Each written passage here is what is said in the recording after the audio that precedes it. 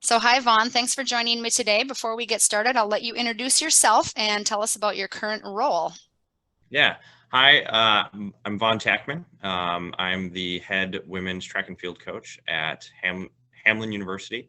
I coach, even though I'm the head women's track and field coach, I coach our men's and women's sprints, jumps, hurdles crew, and am in charge of that, like training and that sort of thing.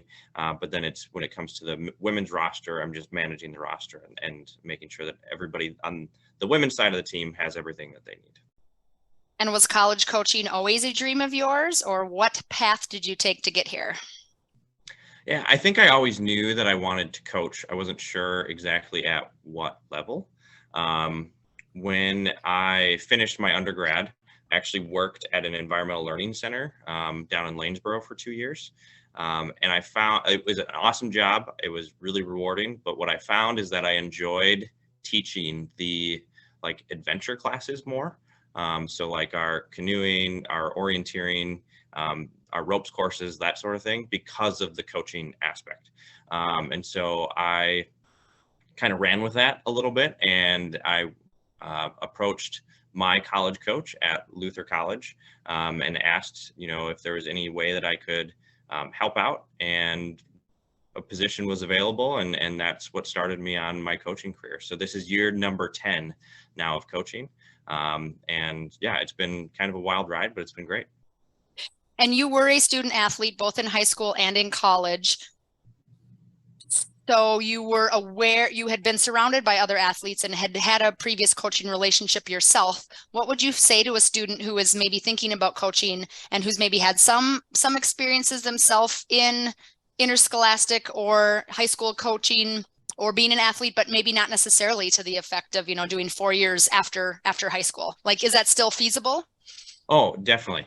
I think my my college experience was made because I was involved, and not only in athletics, but I was also involved in other things on campus. But it allowed me to build a community around me without having to work that hard to do it, which was great.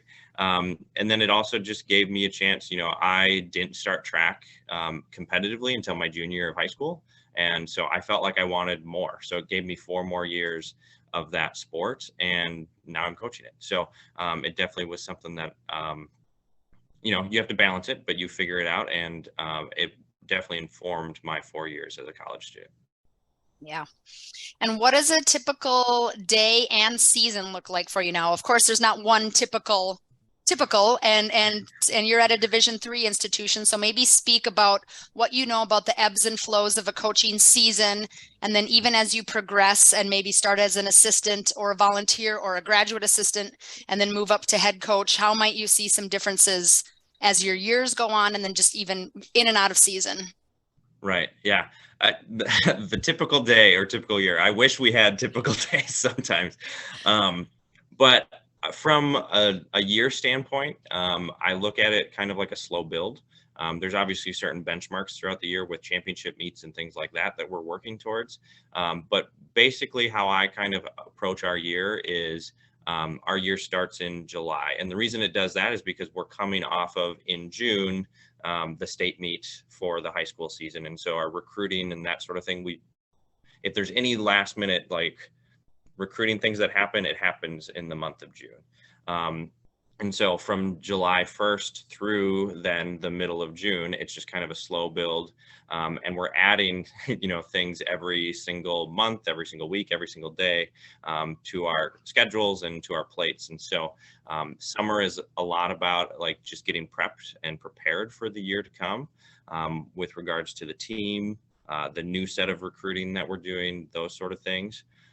Once the school year starts, it's making sure that those newcomers to the program get acclimated and set up for success and feel like they're getting connected to the team. And then our practices start, and those just keep rolling right into competitions and through the spring. So it's definitely a slow build. I know a lot of coaches will look at, because we have an indoor season and outdoor season, they'll look at those two championships as two separate things. I like to look at the season as a whole and making sure that we're building through that outdoor championship. Even though we want to perform well indoors, we need to make sure that the progression is in place so we're get better throughout the outdoor season as well. And recruiting, when you're in season too, like that's just adds another thing to your plate. So it's just a slow build throughout the whole year. The role in terms of how it changes from assistant coach or graduate assistant to head coach. I feel very fortunate that in the places that I have worked as an assistant or a graduate assistant, those head coaches trusted me enough to give me a number of different responsibilities, and whether that was implementing and writing training for specific groups or a specific group that I was supposed to recruit, or team culture wise, like I'm in charge of making sure that these things take place and events and things like that. So I feel very fortunate. And when I took this job a year ago, I felt ready to be a head coach. But you can't ever be fully prepared to be the head coach either, because you are now the sole person that people look to when it comes to, issues that there might be, or giving pep talks, or just making sure that there's a solid person there to kind of be the center of the team and keep everybody gelling and that sort of thing. And at a Division III school, and I want to state this for the record because there might be students watching who are like, my dream job is being a coach. I just go to practice and I go to the games and that's it. But you might be working with alumni. You might have some other duties like game day operations for other sports. Like there's a lot of Division III schools where you have a percentage of your job is also student affairs type things, admissions, right? So talk about some of those other duties as assigned. Yep. So Hamlet is now the 4th institution that I've worked at, 3 Division III schools, 1 NAIA school, but no school lets you get by just being a coach. So in my positions that I've had here at Hamlin, we do game day management for the football team. So we as a coaching staff, we split those games up. So it's only, for me, it works out to be about 2 or 3 games a season. So it's not all that much, but we're in charge of staffing those games and getting our student athletes there and doing tickets and security and those sort of things. At my previous institution, I was in charge of the entire athletics laundry. So making sure that, football uniforms, volleyball uniform, all those things, practice stuff got washed and cleaned and distributed back to the teams, which was an animal to take care of. But then I've also done like close up duty, and so my very first job at Luther was, as an assistant coach, part of that was I'd have to close down the building a couple nights a week. And so I was there until, 10 o'clock at night. And the great thing is with that, you can do some of those other tasks that you have assigned for track and field. But you're also, it's your job to make sure the building's secure and that sort of thing. So you're never just a coach at this level. And I would say that that's probably true for most schools at the Division III level, and also probably a lot at the D2 level. I can't necessarily speak to that, but it's those top tier programs where like that's the only thing you do. And so it's very rare that you can find a coaching job where you just are there to coach. Right. However, there's probably benefits. It's not all glamorous, but then that involves you meeting other people in administration and other people in building services and stuff like that. So who are some key players that you maybe brush elbows with that it's not part of your daily duties, however, you're still marketing and the alumni office and things like that you're interchanging with, maybe not on a day-to-day basis, but you're still developing some relationships that might help move you forward. Right. Yep. I think both my parents were teachers. And one of the things that they talked about a lot while I was growing up is making sure that, those behind the scenes people are noticed and appreciated and feel like they are a part of everything that you're doing within your department. And so that could be, the custodial staff, that could be the administrative assistants, those people that aren't out in the forefront, all the time, because they are going to help you immensely. I think about our administrative assistants that I've worked with in the past at other institutions. Some of them were my references moving forward, because I had the opportunity and they helped me like work in very specific ways, Right. to make sure that I was doing everything for the institution that I could. And they're the only people who could do that, because they kind of took that responsibility on. So for me, it's about getting that support staff, and I don't like that word support staff, but I think just generally that's how they're referred to. But they're the people that help drive these programs forward, and then don't get the recognition for it. So be good, be kind to those people. Yeah. I think too, one of the things that I have developed and I like to do over time is I like to watch and get to know other coaches outside of the sport of track and field. I think one of the best ways that you can learn what works for you is to watch other people do those things and decide, yep, that's how I want to be, or nope, I want to stay away from that. And so going to a basketball or a volleyball game and sitting on the sidelines, and yes, watch the game and support the athletes, but watch the coaches, and not just in your own department, but in other departments as well. So visiting teams and things like that, because you can learn a lot as a coach by watching other people do the job that you are also doing. Yeah, that's some good food for thought for sure. So that's been a way that you've been able to develop professionally, is getting to creating connections with other people that may be big players in the movement of athletics forward, and then also seeing other coaches. What is something that you had to learn the hard way, or something that you wish somebody would have told you, and now either professionally or personally, since you've launched a professional career? Yeah, I think, well, two things. Recruiting is really hard. I think I came into coaching thinking, okay, recruiting is just about like making a couple phone calls, tell them to come to campus, and then poof, they, want to be at the institution that you're working at. And it's a lot more involved than that. And I think recruiting has changed a lot, even just in the 10 years that I've been coaching.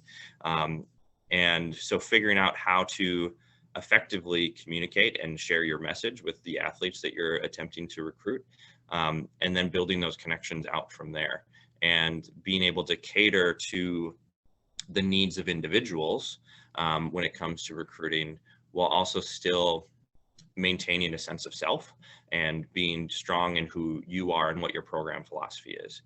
So that's been, I think, at the top of the list for me, is like, and I still don't feel like I have it figured out. And especially then too, at a new institution like Hamlin, I've only been here for a year. You have to learn the nuances of a new institution and how that jives with who you are as a coach and your philosophy, and then what type of program you want to build during your time here. So yeah, recruiting's been the biggest part of it. On the flip side too, on like more of the team aspect of it, and Jen, we've talked about this a couple of times just through personal conversations, is I think I am a women's head coach. I'm a male who coaches a women's team. And so one of the biggest things that I've learned is, I think societally and culturally, we are told that women are better at empathy and expressing emotion, and having opportunities to have conversations that are quote unquote more difficult. And men are not as good at those things. And that is a lie. I think it's reductionist to say that women are this and men are this. I think culturally and societally, we are taught those skills differently. And so when it comes to, for me as a male coaching a women's team, and I've coached women's athletes throughout my entire career, is working that muscle, exercising that skill, practicing that skill to be better at those things, so then I can serve the students that I'm working with in a better way. And so putting yourself into situations that might be uncomfortable, conversations that might be uncomfortable, you have to do that, because you have to be able to cater to those students based on what their needs are. But then not just applying that to the women that you coach, turning that back around and applying it to the men that I coach as well, and making sure that they know, like, hey, like, society has taught you that you don't need to share this, but I want you to. I want you to tell me how you're feeling, and making sure, if you're comfortable, right, it has to be about their comfort, but I want you to know that this is a space where you can share those things with me, and then we can work through those things together. So that has been definitely, I think, just a shift. I was fortunate enough that I grew up in an environment where those things were, taught to me young. But then as you grow and more culture, more society, like, you get influenced by those things. And so it's been fun to kind of shift back for me into opportunities where we can have more open dialogue and things like that. So that's great that you've taken an initiative and recognized that that was important for you.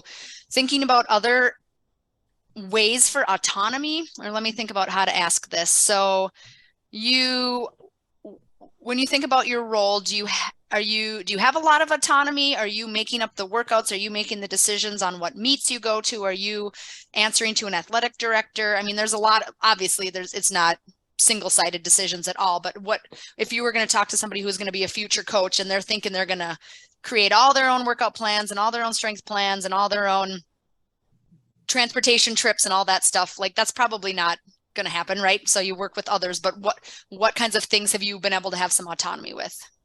Yeah, I think the fun thing is that here at Hamlin, how our staff is structured is we have 3 full-time track and field staff. We have a director of cross country and track and field who's our direct supervisor, and then we have 2 head coaches, a men's head coach and a women's head coach. That's a great structure in the terms of we get to kind of play off each other, and we have people right here, right now, like, to give instant feedback, and to bounce ideas off of and have them be sounding boards. We also get to then share responsibilities. So when it comes to, like, travel and budget and those sort of things, that falls under a certain person's umbrella. When it comes to strength training and that sort of thing, that falls under another person's umbrella, and so on and so forth. And so we're able to split up those responsibilities really nicely.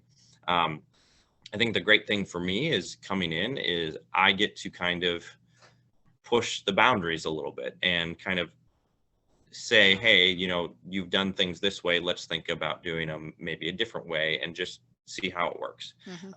And 2, having, a separate men's coach and a separate women's coach, is we can then take our programs, even though we run as a co-ed program, we can take our programs and still do things differently, and have different, not necessarily expectations, but talk about different goals and approaches that we want to take throughout the season with the athletes.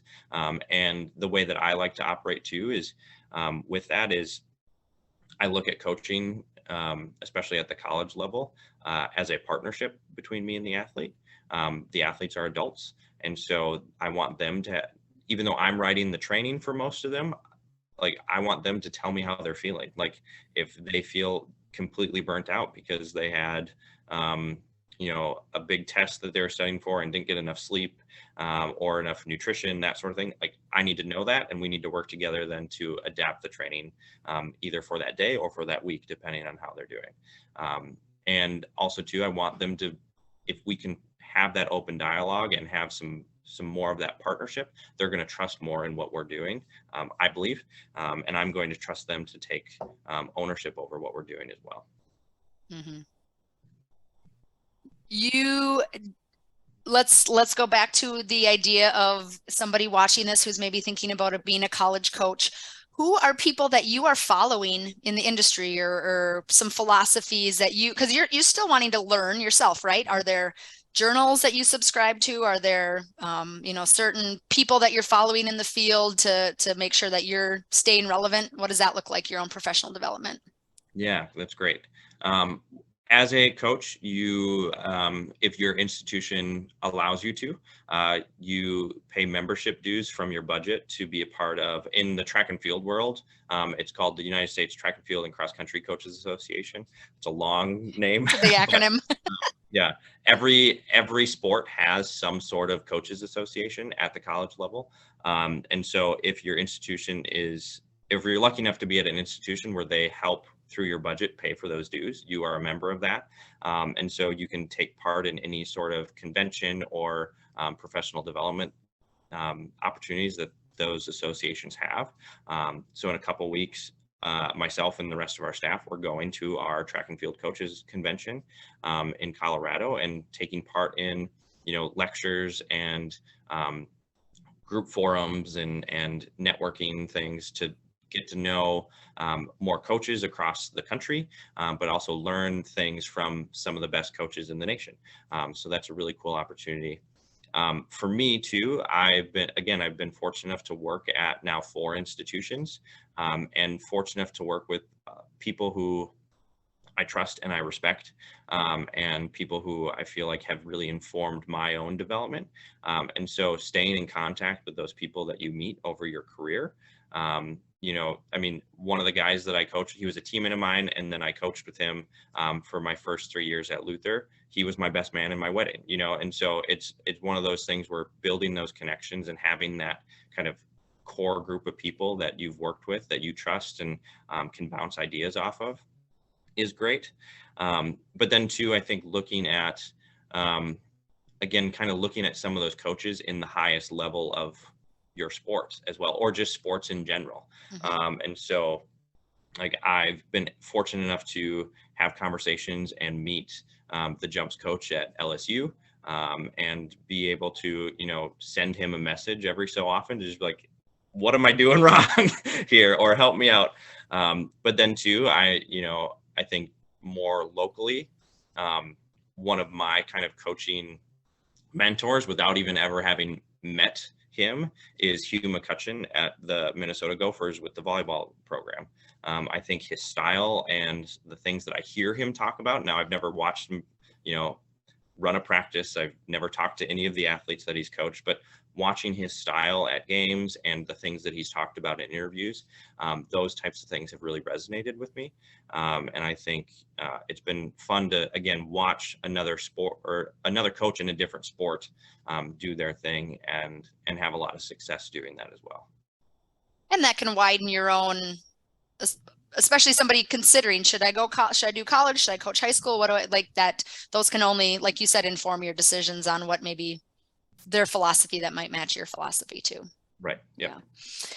So let's pretend that somebody comes up to you and says, I want to be a coach and I know everything there is to know about track and field. I feel very confident in my biomechanics and my motor learning and my strength and conditioning, but they still are going to need some other characteristics that are going to set them apart, right? So if somebody's going up for a job against 3 other people and they all know the fundamentals of how the body works, what are those characteristics that need to make somebody stand apart? Yeah, it's an interesting question, because I think the only way to be your best self in an interview and to express like what sets you apart is to be who you are, and talk about the things that are most important to you when it comes to your style and your philosophy and how you want to approach being a coach. For me, talking about that partnership, I'm or at least I like to think I am, a very relational focused person. And so building those relationships and having the ability to meet people where they're at, and be able to then adapt and be a little bit of a chameleon, but still true to yourself and true to the program's needs, but being able to adapt to what each individual needs. I tell the team all the time that I would rather, you come in and sit on my couch and we just chat than me sitting and staring at my computer all day.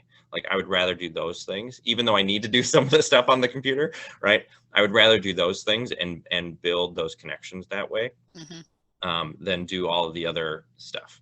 I think too, one of the things that my coach did a really great job of is he talked a lot about, like, as a coach in a competitive situation, like a conference meet or a big game or whatever it is, you need to be the calmest person in the room. And the example that he always talked about is you have a long jumper right? You have 3 jumps in prelims, 3 jumps in finals, but you need to get a mark in those 3 prelim jumps before you can even think about the 3 jumps in finals. And you fouled your first 2 attempts.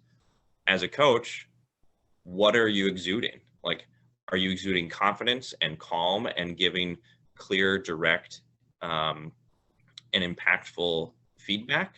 Or are you freaking out and not knowing what to do and appearing, razzled and hectic and all that stuff? Because the athlete's feeling all of those things. They want to get that mark in more than you do, because they want 3 more jumps. And so if you are the crazy person, that's going to feed into how they react and how they then take that energy into the next jump. So finding that kind of center, I think, is really important. And then for me too, like, one of my, I guess, core beliefs and core philosophies is this comes back to the whole partnership idea as well. But I really try to refrain from using the phrase my team or my athletes, because at one, I don't own you. you are not my possession.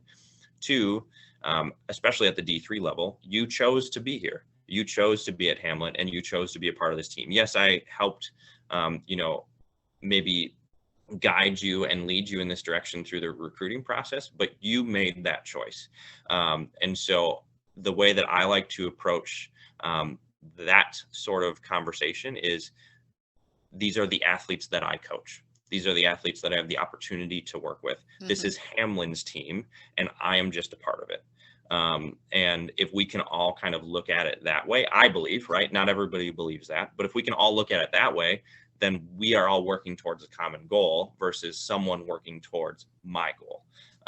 And yeah, that's just something that I've really taken to heart over my career, of like, yes, it's my career. Yes, I am here coaching. Yes, this is my job, but this is not my team. We are all a part of the team together. Yeah, those are good nuggets and great for young coaches to hear, I think, right? Because you don't learn that until you are actually doing it. Like, you can read textbooks and you can watch other people, but until you're in that situation yourself, then that's how you learn about yourself and the way that you react, for sure. Yep. Yeah. Yeah. Well, Vaughn, this has been very helpful. I appreciate it. And hopefully students who are thinking about coaching now have maybe a few more lenses to look through as they think about all the different duties that a coach might have. Is there anything else that you would say to somebody considering a future in college coaching, high school coaching, or professional coaching? I would say, the moment you think that you know everything, reorient that thought, right? Because every single team is different. Every single year is different. Every single day is different. And so finding new and exciting ways to learn, and finding new opportunities to grow yourself is going to be the best way to move forward. Because as coaches, we can get stuck in this idea of like, well, this is how I've always done it. And it's worked for me in the past, right? I've had success doing it this way. But every year is different. Each team is different. And so just because the training that you wrote last year worked really well, you can use a lot of those same elements, but you have to be willing to take a look at, okay, this workout clearly did not go the way that I intended it to, or this training session did not have the impact that I was hoping. So what do I need to do differently the next time we come back to something similar to that? And then two, how you have a connection with athletes that changes every single day a lot of times. So being willing to adapt and learn and grow, and not just rest on the knowledge that you have, but get excited about the knowledge that you could have. Awesome. Thank you so much. Yeah, you bet. Thank you, Jen.